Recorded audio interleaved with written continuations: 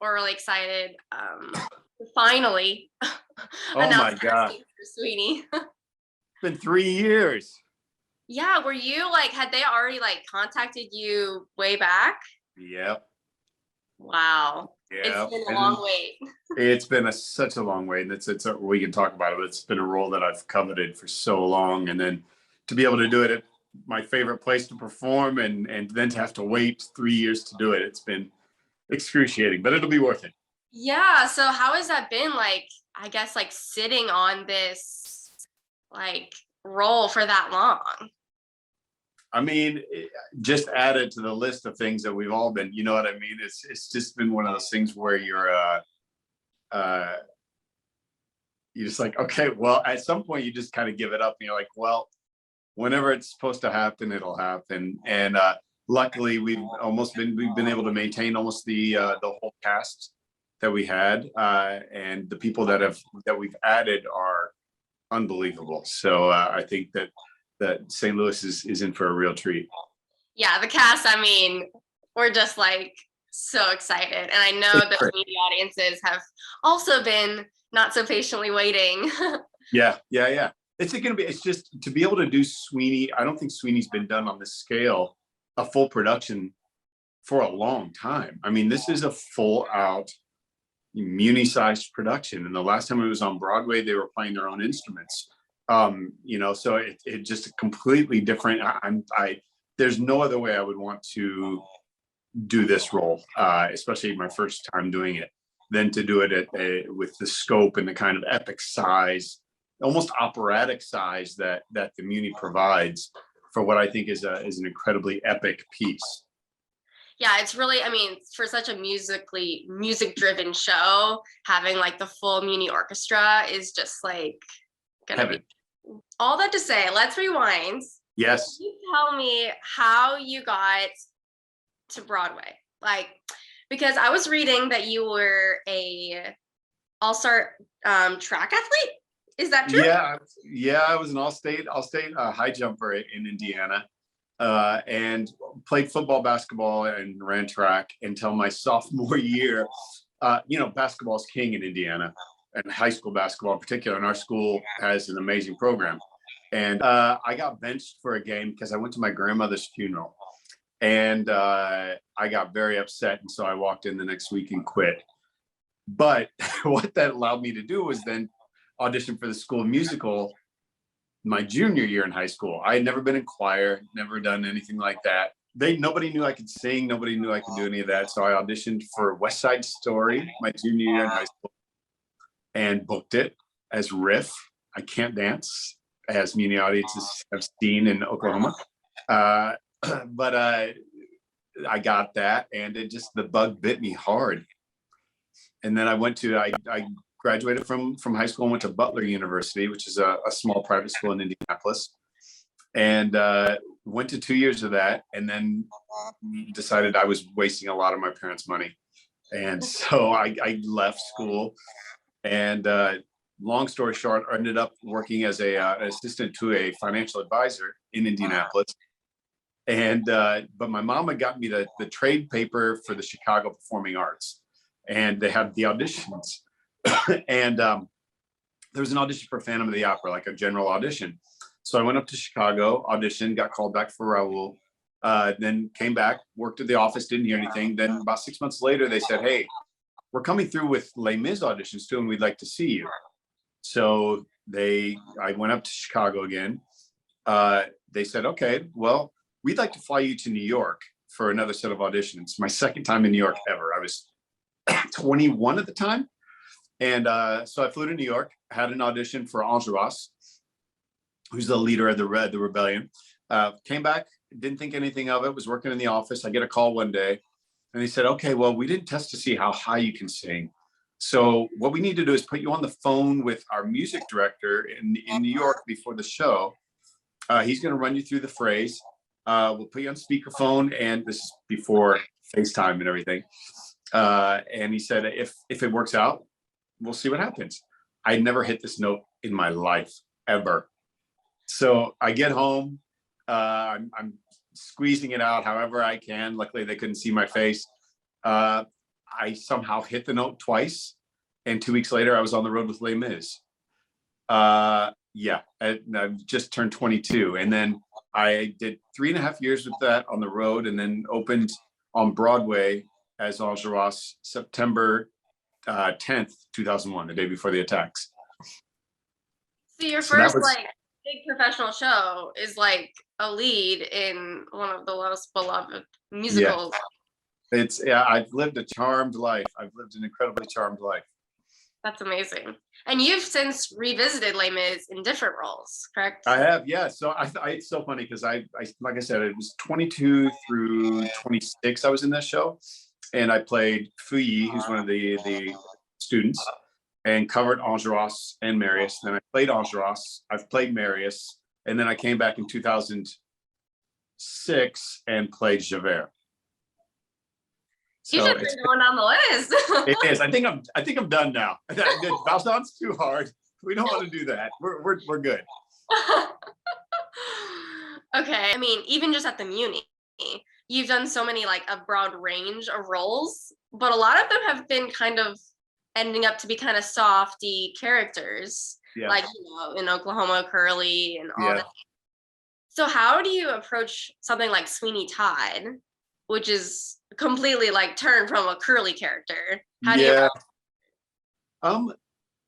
I think look, we all have Jungian. We all have the black swan and the white swan. We all have these different sides to us. The good thing that I have on my side is I have Rob Ruggiero directing me, who I've worked with a lot. So we have a shorthand. I also trust him, and he knows which buttons to push on me that will trigger certain things. So I feel like I'm incredibly well set up. The gal playing Lovett, Carmen Cusack, is a friend of mine. We've worked together a couple times, and again, there's nobody I would rather be on stage with. I just trust her, and am fascinated by her on stage. So much like Muni has always done with me and with everybody that comes there, they set you up for success. They put you in an environment that you feel safe to explore maybe these unsavory sides of yourself. I've been playing the heavy now for a while. I'm always like the jerky white guy, whether it's on TV or something like that. It's just something that seems to be sticking. So we're just going to go with it for now. I will say that you do miss kind of people liking you after the show, but hopefully we can find some ways for them to understand Sweeney's motives for things. So that actually comes back to one of my questions is, do you have like a dream role at the Muni? Like we always ask that actors. This is it? This is it. This is 150% it. Wow, that's amazing. I cannot imagine anything else I would rather do. It's an absolute dream come true. I can't wait. Seeing costumes at Alejo, or the costume designer has me in, and they're I mean, it's gonna be a stunning production. I don't think St. Louis I don't think the Muni has seen anything like it. So you've been to St. Louis several times. What Yes. are your like go to? Okay, like touch the ground. Where do you want to go in St. Louis? Like favorite stops that you have to go before you. See, this is the thing. I haven't been there since pre-pandemic. Yeah. So like 2019. So I don't know anymore. I'm anxious to see. I love pie, but I'm anxious to see what's there. But there's always something new to discover there, and I love the chase. I just love going to the hotel and going to the pool and everything. But I don't think I'm going to have a lot of spare time this time around. Yeah. No, You're there's lucky not going to be to go a lot up. of nights drinking for me in this role. It's going to be pretty monastic. So we always do rapid fire. Okay. That's kind of like the closing. So, do you have a favorite Muni memory, or just one that you just like always come back to? Favorite Muni memories are when they used to do the midnight texts. So my first time there, when I was there with Spamalot, Spamalot we didn't get to do it because we got rained out. So then I was doing two shows. I did South Pacific that season 2, and it's everybody getting together at midnight to go run the show, the final tech, and they don't do that anymore now. But it's a real. I know it was kind of a pain for everybody, but it really brought it together. Okay, what is your favorite Broadway musical? Doesn't have to be one that you were in. Oh boy. I mean, I love Sweeney Todd. I love the music. I love everything about it. There's musically, Madison County. I thought that has the best score that I've heard in 20 plus years. But not for everything involved. For the full picture. Exactly. Okay. What do you consider one of your favorite accomplishments? Staying in this business as long as I have, to be honest. You know, I never dreamt that I would be the success that I've had, or be able to stay in this business and not struggle too much. I just feel very, very to get to do what I love still 25 years later. Yeah, I mean, you've also adapted. You just said to yourself, you're going to go in a little more dark. I mean, that's what you've got to do. You got to see, you know, that's the challenge of being an artist, to adapt and to change and to constantly evolve and see which directions you can go in. Yeah, that's actually a question I had, is how is it any different, like in your preparation, or how it happens going from like live theater to like live TV? Because I know you did Annie Live. Is it any different? I mean, there are performance differences as far as just like size. But you know, I worked with Baz Luhrmann, who's a film director, and he worked very cinematically on stage. Even he would be directing close-ups on stage. And another amazing actor and director I've worked with always said that the emotion is the same, right? The emotion is the same whether it's film or TV. You got to fill that full of emotion. You just focus it a little more in TV because the camera's right here, and so you don't. Right, instead of like this big Muni stage, it's a little different than exactly. But you know what? Right, even on the Muni stage, you can have close-up moments that make the audience kind of come forward rather than always just plastering them back. Right. Yeah, Mike always talks about how that's like, you know, you hear the silence and you think it's going to feel like dead, and then you're like, actually, all the audience is like, what's going to happen next? Well, we did that. You know, I was there last with 1776, and there's a big scene in there, like a 25-minute book scene, no singing, just dialogue. And I know Mike was interested to see how the audience would react, and because the Muni have such a tradition of theater going, they were wrapped in. They were quiet and they were listening. Yeah, it's really amazing. Like, I don't think people get it until they come, that like an 11,000 seat theater can be so intimate. So I love it. I love it. Okay, sorry, back to the questions. I was just curious myself about that. Yeah.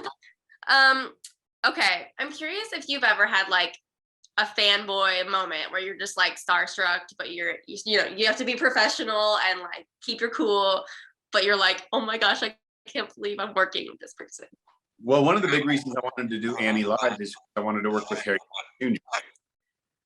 because I've been a huge fan of his for a long, long time. And happily, I can report that where you don't want to meet your he was everything you could ever want in a girl and more. Generous, selfless, funny, didn't take himself too seriously. He was fantastic, and that's a moment where you're just like, I can't believe I'm working. Yeah, that's so cool. Yeah. Okay, what else? Okay, if you had advice to give your younger self, what would it be? I think I would probably say, good for you, Ben, for having friends outside of business. Because I think it gives you a little bit more tool to draw as far as like being an interesting person, well-rounded person. Yeah.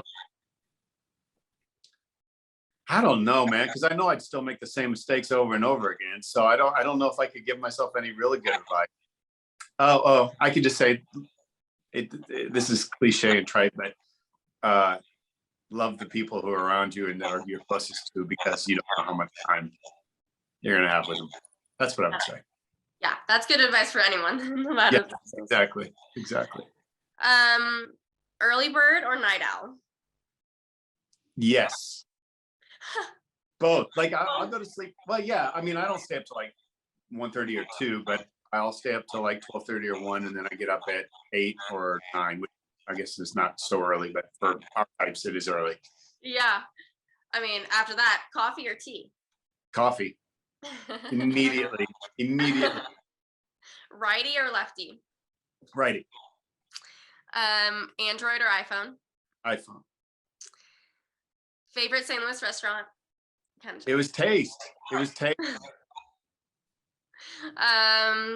Beach, mountains, or desert? Oh God, that's so hard to. You know what I love? I love the coast of California, like PCH, because it's got water and the cliffs and mountains. My Yeah. favorite. Favorite superhero? I'll say Superman. Okay.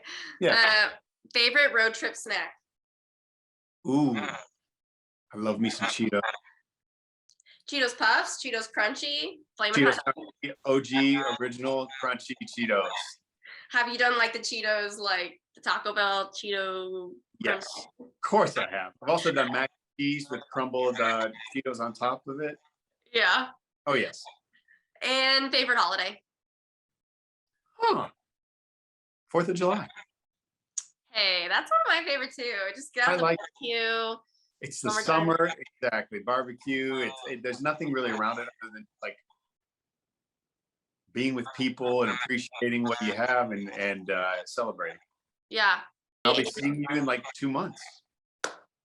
Good God, I got to start learning it.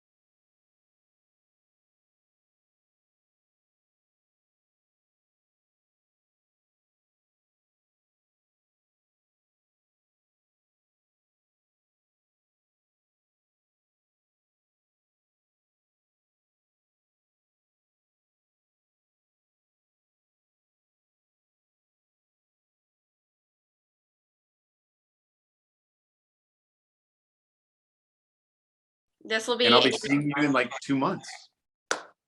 Good God, I got to start learning it. We're just like excited for you guys to get here. I can't wait. I cannot wait. Okay, thank you. Thank you. Have a great rest of your day.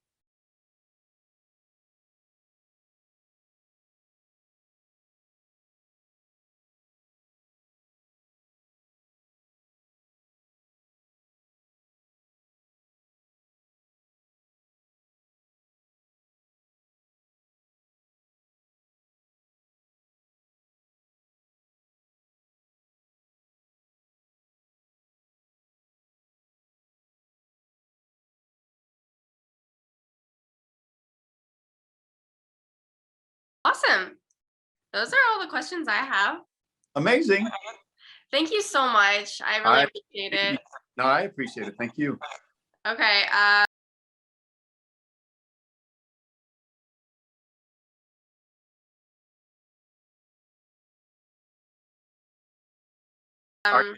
Please let me know if you need anything from us. I will.